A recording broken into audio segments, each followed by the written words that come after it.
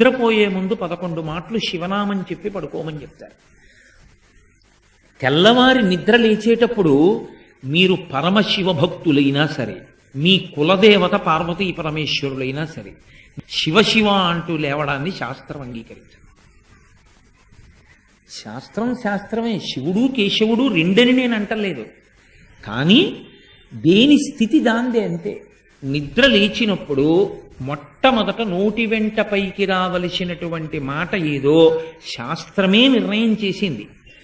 ఇంకా వేరొక మాట ఏదీ నోటి వెంట రాకూడదు. మొట్టమొదట తెలివి రాగానే రావలసిన మాట ఒక్కటే. అది 3 మార్లు పలికి లేవాలి మనసం మించింది. శ్రీహరి శ్రీహరి శ్రీహరి అన్నారు.